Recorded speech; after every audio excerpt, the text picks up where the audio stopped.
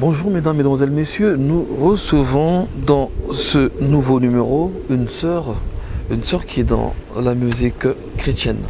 Elle va se présenter, nous allons essayer de découvrir en tout cas ce qu'elle fait, ce qu'elle nous prépare, ce qu'elle va nous présenter comme album dans quelques jours. Alors nous allons tout simplement dire bonjour la sœur. Bonjour. Est-ce que nous pouvons dire maman ou la sœur? Parce que nous avons remarqué qu'il y a des fidèles, il y a des amis dans le Christ qui vous appellent par maman Edith, d'autres vous appellent sœur Edith. Que préférez-vous? Comment voudrez-vous qu'on vous appelle? Personnellement, je souhaiterais qu'on m'appelle maman. Maman Je Edith. suis une maman. Alors votre nom en tant qu'artiste chrétienne, c'est sœur Lydie Oui. Edith Martin. Oui. Alors on va donc désormais dire maman Edith Lydie Martin ou sœur? Moi, je vois pas d'inconvénient, mais Oui. ma préférence, Oui. c'est maman. Alors, maman mais ou sœur Edith? Peu importe, les Peu deux, importe, les les deux deux. vont aller ensemble. Ouais. Alors, si nous essayons de regarder votre parcours, il y a à peu près 10 ans ou peut-être 15 déjà de cela, dans une église ici en France qu'on appelle AFEVEN, Assemblée Fleuve de Vie, on vous a découvert comme modératrice. Parlez-nous de cette expérience. Oui, c'est une expérience, bien sûr, que j'ai fait, j'ai Oui. connu, j'ai fait avec Jésus-Christ, parce Oui. que c'était pas de moi-même. Oui. C'était la volonté de Dieu en fait. Personnellement, j'étais une chrétienne comme toute autre chrétienne et le Seigneur avait permis que je puisse accéder à la modération. Oui. Alors, vous étiez modératrice, vous le l'êtes encore, parce que de l'intercession à la modération, c'est la même chose à l'église. Vous êtes aussi à l'intercession déjà. Ben oui, là maintenant, je continue dans la même église, je suis dans les assemblées Fleuve de Vie, Oui. les assemblées Fleuve de Vie pour les nations. Oui. Je suis dans cette assemblée depuis des années, cela fait plus de 20 ans. Oui. Et j'y suis et j'y resterai. Et pour le moment, je suis dans l'intercession. D'accord, alors, sœur Edith Lydie Martin, nous allons parler de votre album. Votre album s'intitule Témoignage. Votre vie est un témoignage quasiment. Vous allez essayer de nous l'expliquer. Tout d'abord, on passait de l'intercesseur, on va le dire comme ça, ou de modératrice à la chanson. Il y a un grand pas quand même à franchir. Comment c'est arrivé en fait que vous changez d'un coup, vous basculez du côté de la chanson et vous devenez une artiste en fait chrétienne? Oui, mon bien-aimé, comme vous venez de le dire tout de suite,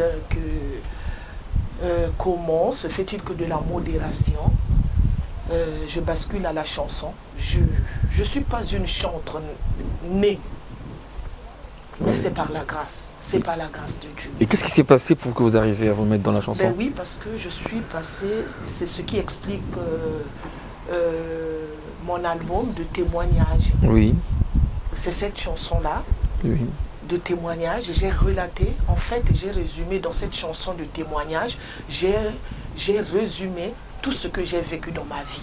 oui. Et tout ce que j'ai vécu dans ma vie, c'est par la grâce de Dieu que si aujourd'hui je suis là, c'est par la grâce de Dieu. Donc, il s'est avéré que ces dernières années, vraiment, j'ai été secouée par la maladie.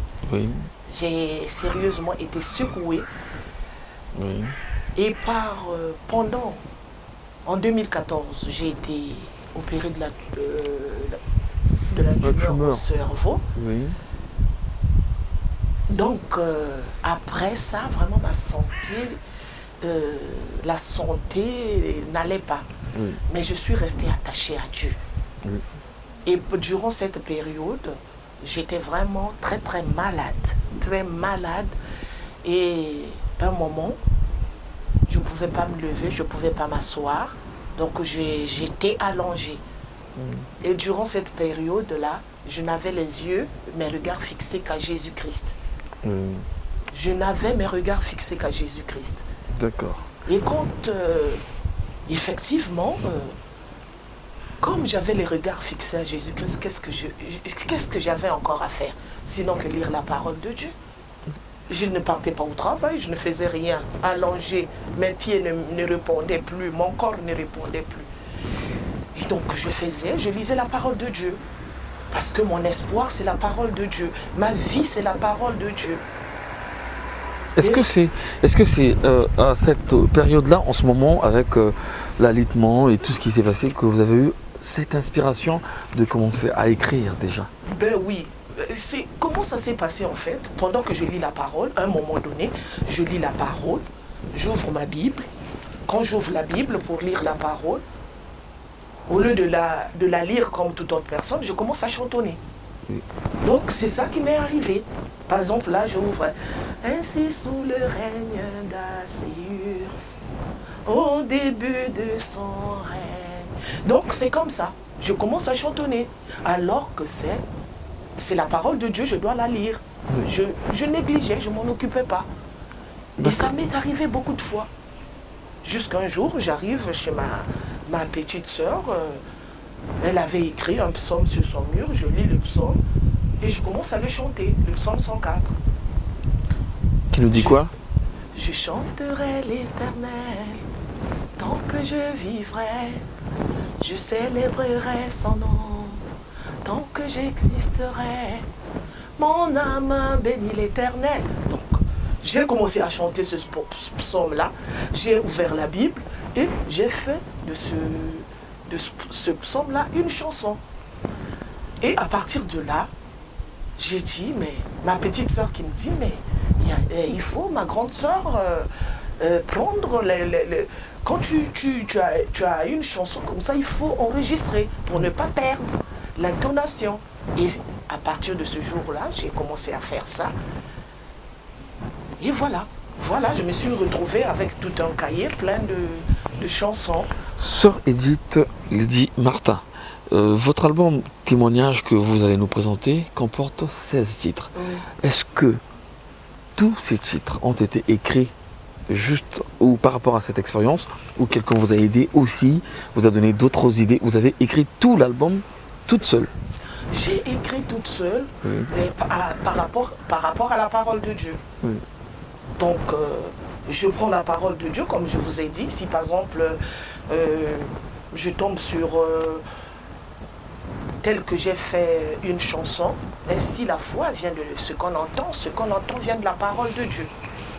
Je prends la partie et l'inspiration vient après et je fais les couplets par rapport à la parole de Dieu. Vous avez déjà réalisé un premier clip. Je vais proposer à ceux qui nous regardent de le regarder. C'est quoi le titre? Venez. Nous allons regarder Venez. Voilà.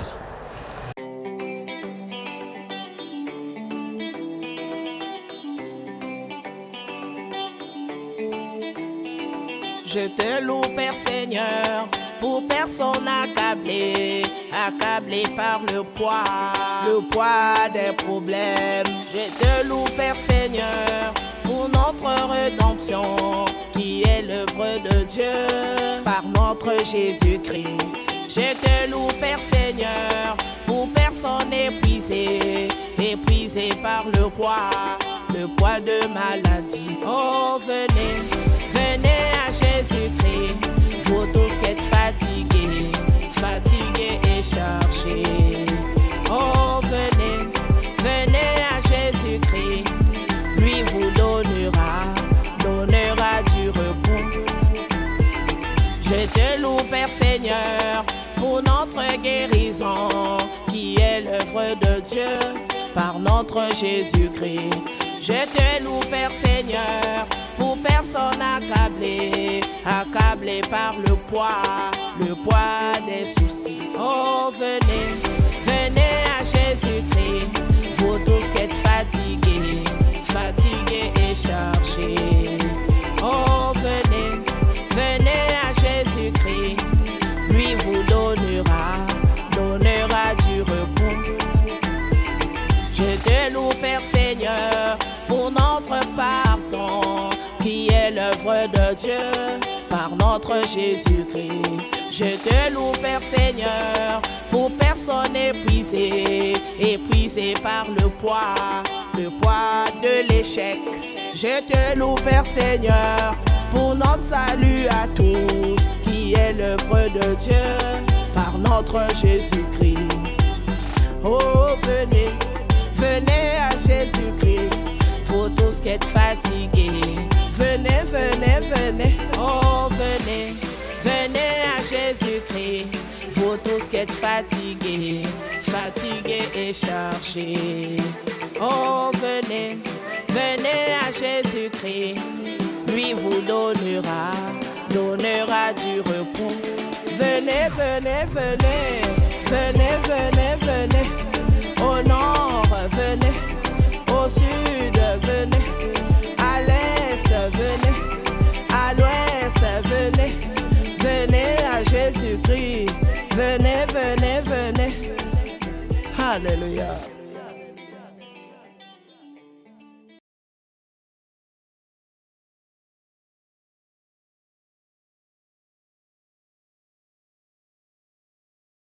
Ok, alors la sœur Lydie Edith Martin, dans l'album, il y a une chanson dans laquelle vous parlez d'une grossesse de 8 mois qui a disparu dans votre ventre. Comment est-ce possible? Expliquez-nous ce qui s'est passé. Comment est-ce possible? Vous savez, mon frère, sur cette terre, tout est possible. Tant que nous vivons, tout est possible. Tout est possible négativement, tout est possible positivement. Négativement, positivement, je commence, c'est quand Dieu agit.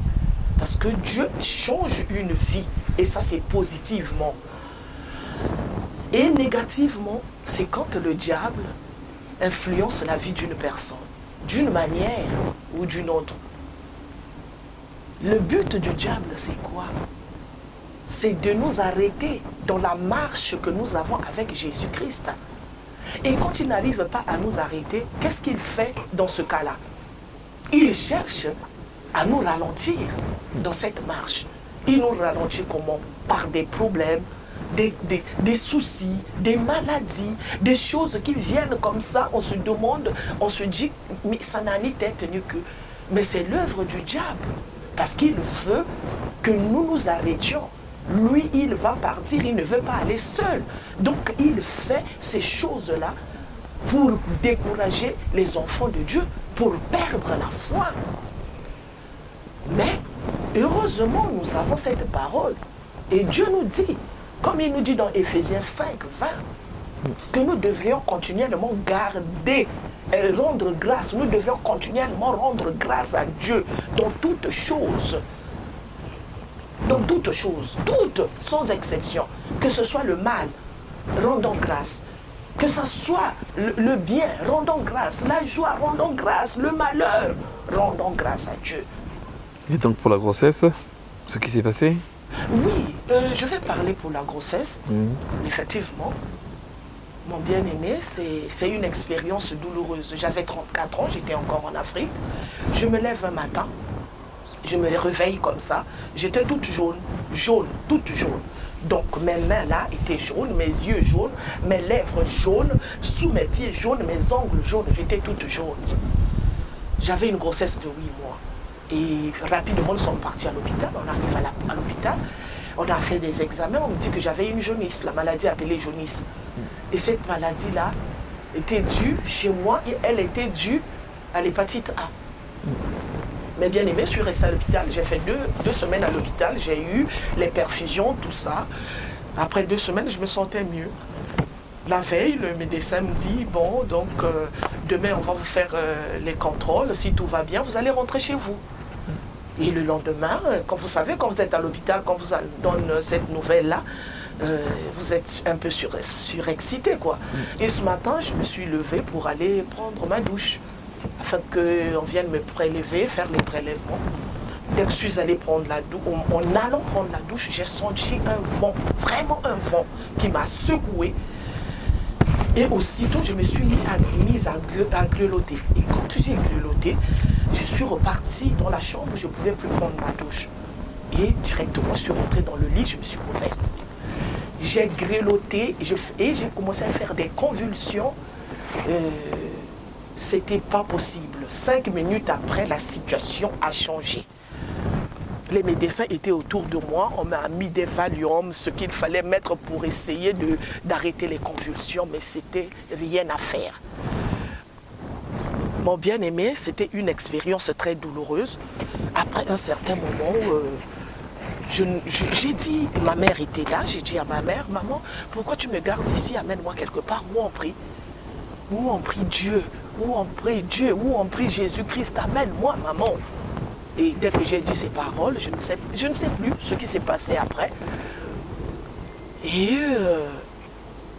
ma mère, après, j'ai entendu le médecin, avant que je ne perde connaissance réellement, qui me dit, mais elle vit à cause de l'enfant. L'enfant est encore en vie, parce que son état là, vraiment. Et après, moi, j'ai perdu connaissance. Il fallait qu'on m'évacue à l'hôpital général de Brazzaville. Parce que là, j'étais hospitalisée à l'hôpital de Talangaï. À l'hôpital de Talangaï, j'étais hospitalisée. Et l'ambulance est venue, on m'a amené à l'hôpital général de Brazzaville, qui est devenu maintenant le CHU. Oui. Mais bien aimé, quand je suis arrivée à l'hôpital, moi, je ne savais plus depuis le moment où on me met dans l'ambulance, tout ça, je ne sais plus. Donc, et je suis arrivée, on m'a mis sous oxygène, en réanimation et tout. Et après 2 heures, depuis que tout cela a commencé, on est venu dire à ma mère, on ne peut plus rien faire pour votre fille, parce que déjà, quand vous êtes venu, le bébé dans le ventre est mort. Le bébé dans le ventre est mort, donc on a essayé de réanimer, on ne peut plus rien faire. Donc en ce moment, ce qu'on a à faire, c'est de la débrancher, parce qu'on n'a pas assez d'oxygène. Il faut la mettre à la morgue. Ma mère est devenue folle, elle a dit non, ma fille n'est pas morte. On m'a enveloppé, on m'a mis sur le brancard pour qu'on m'amène à la morgue. Ma mère a dit non, ma fille n'est pas morte, vous n'allez pas amener. Elle s'est mise à se battre avec tous ceux qui venaient la maîtriser. Elle mordait, elle griffait pour qu'on la laisse. Et après, une sage-femme est descendue, dit, qu'est-ce qui se passe ici? On lui a expliqué. Et la sage-femme qui dit, mais laissez, comprenez la douleur d'une maman. Si sa fille est réellement morte, sa fille, on ne garde pas les cadavres à la maison au Congo. Donc, on a seulement une morgue à Brazzaville et elle sera obligée de ramener sa fille. Donc, mes bien-aimés, dès que cette femme a dit ça, cette sage-femme-là, selon que maman m'a dit, elle avait un mouchoir rose sur sa tête. Et les infirmières ont abandonné les brancards. Et aussitôt, il y a un taxi qui était venu déposer une personne à l'hôpital. Et maman a demandé au taximan, il est venu, les gens sont venus parce qu'il y a des gens qui étaient sortis, ont aidé maman, m'ont mis dans le taxi. Et ma mère a dit au taximan, est-ce que c'est possible que vous puissiez m'amener quelque part où on va sauver ma fille? Parce que là, j'ai pris ma fille, mais je ne sais pas où l'amener. C'est ma mère qui dit au taximan. Et le taximan m'a amené quelque part dans un lieu de prière. Et pendant ce temps, avant qu'on arrive là-bas, selon ce que ma mère m'a dit, les gens étaient déjà, l'Esprit Saint est allé dire là-bas qu'il y a un cas qui vient ici, mettez-vous en prière. Un cas qui vient du nord du pays, mettez-vous en prière. Et les gens se sont mis en prière, sont déjà sortis dans la rue pour me recevoir. Et on m'a reçu là-bas. Mais pendant ce temps, tout ce temps, depuis 6h30, que je voulais aller prendre la douche, quand j'ai dit à ma mère que amène-moi là où on prie, quand j'ai perdu connaissance, à partir de ce moment-là, mes bien-aimés, moi j'avais commencé un voyage. J'étais en train de marcher, une grande étendue, une grande vallée, une grande prairie, je ne sais pas comment, très grande. On ne voyait même pas l'horizon. Et moi, je marchais un sentier, un petit sentier comme ça. Je marchais. Il n'y avait pas d'arbustes, il n'y avait pas d'arbustes, il n'y avait pas d'arbres. Il n'y avait que les herbes, mes bien-aimés. Les herbes avaient une même taille. Et elles étaient vertes. Vertes, même taille. Et moi, je marchais. Je regarde, moi, il y a des insectes que j'aimais au pays, le papillon et la libellule.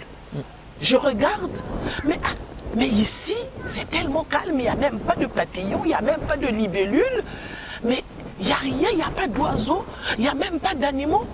Et mes bien-aimés, je n'avais que le vent qui soufflait à mes oreilles.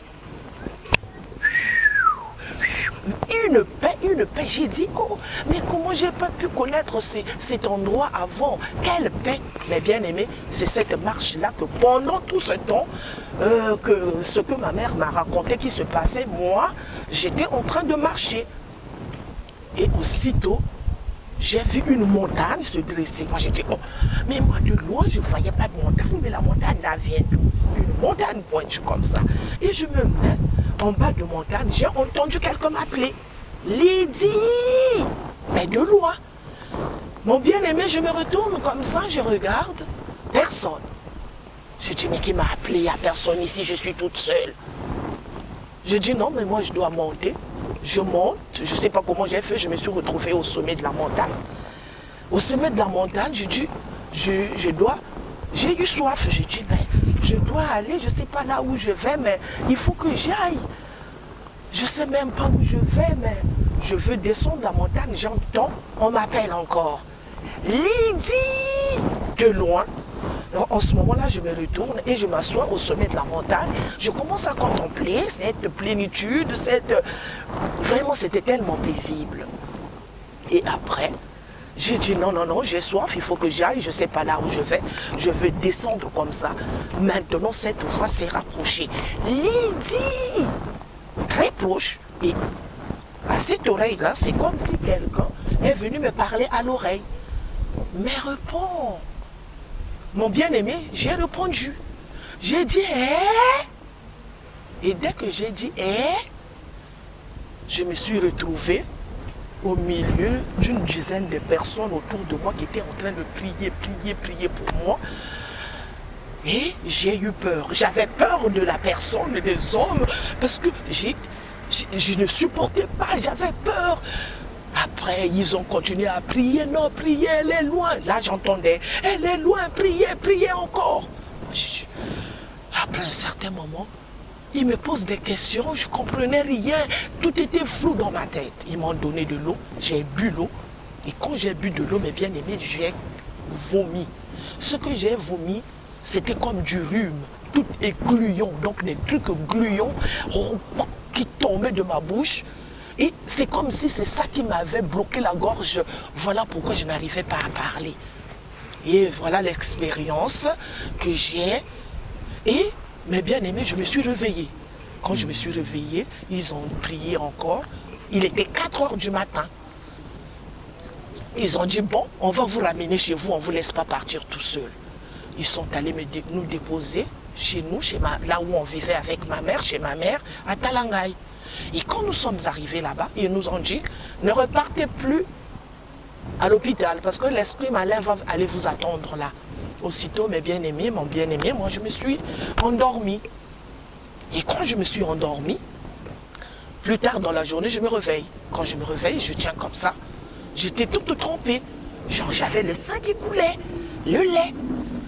Après, je cherche l'enfant dans le lit, dans la chambre, il n'y avait pas de bébé. J'appelle ma mère. Je dis, maman, elle est venue. Maman, donne-moi le bébé, je vais le faire téter. Ma mère qui dit, quoi? Quel bébé? Et automatiquement, elle est venue soulever ma robe. Et quand elle a soulevé ma robe, elle a vu que j'avais plus de grossesse. Voilà l'expression de ma mère. Et voilà, j'y avais plus de bébé. J'étais devenue folle. Ce que je voulais, retrouver mon bébé. Seigneur, mon bébé, mon bébé. Voilà, mes bien-aimés, l'expérience que j'ai vécue en fait. Voilà, quand je parle dans ma chanson, le témoignage n'est pas encore fini. Prochainement, peut-être, nous allons continuer. Nous allons continuer ce témoignage. Et je glorifie le Seigneur. Parce que moi, je peux dire, quand les médecins disaient qu'elle vit à cause de l'enfant, le bébé qui est dans le ventre. Mais bien aimé, ce n'est pas le bébé dans le ventre qui me faisait vivre. La parole de Dieu nous dit dans 1 Jean 5, 12, que celui qui a le Fils a la vie. Donc moi, le bébé là, que les médecins disaient, c'était Jésus-Christ. Aujourd'hui, je dis que c'était Jésus-Christ en moi. Parce que la parole de Dieu me dit que ma vie est cachée en Jésus-Christ. Donc voilà pourquoi, mes bien-aimés, le peu que je peux dire pour le moment pour ce témoignage, mais nous allons continuer parce qu'il n'est pas encore fini, ce D'accord. témoignage. D'accord, nous allons continuer dans un autre numéro de ce sujet, la sœur Edith, avec ce témoignage qui donc fait office du titre de l'album, Oui. témoignage aussi. Vous nous présentez donc cet album dont j'ai parlé au début. Alors, pour terminer, nous voulons juste savoir de l'intercesseur ou encore à la modératrice, vous êtes devenu chantre de l'Éternel avec un premier album. Est-ce une nouvelle carrière? Nous avons remarqué des chansons, des vidéos sur YouTube.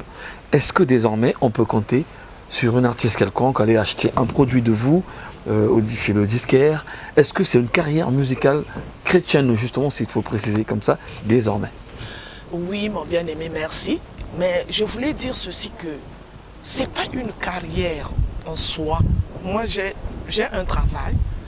C'est la santé qui a fait qu'aujourd'hui, je me retrouve allongée, que je me retrouve dans cette situation. Moi, j'ai un travail que je fais. Ça, l'inspiration que le Seigneur m'a donnée, c'est pour édifier le peuple de Dieu.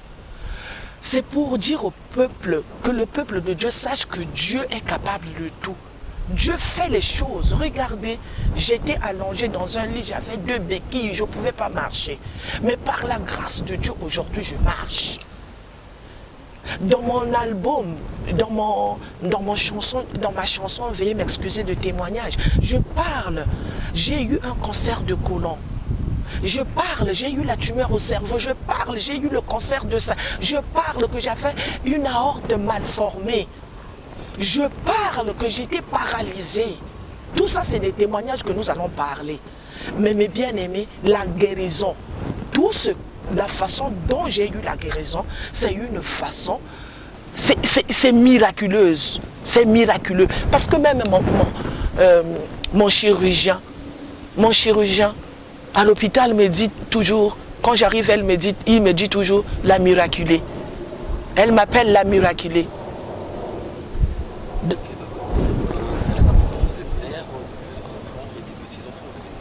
Oui, oui, je suis mère, j'ai des petits-enfants, j'ai 3 enfants, donc j'ai maintenant un petit-fils. Mon premier fils m'a donné un petit-fils, un beau petit-fils qui s'appelle Liam, je glorifie le Seigneur. Et il y a 2 ans, il y a 1 an, mes bien-aimés, j'étais dans la tristesse, je disais même, Seigneur, moi je vais partir, je ne vais même pas voir mes petits-enfants, mais regardez ce que le Seigneur fait. Je glorifie le Seigneur pour ça.